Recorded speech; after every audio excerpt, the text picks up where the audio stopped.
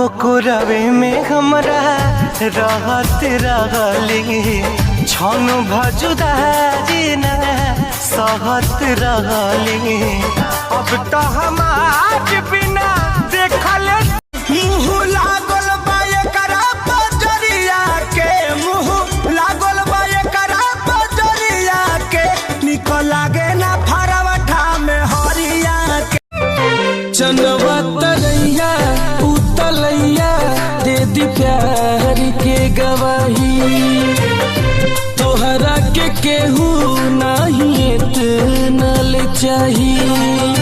टुकड़ा टुकड़ा दिल के कैलू, टुकड़ा टुकड़ा दिल के कैलू, देता वे दुहाई जा सनम हर जाई, जा सनम हर जाई।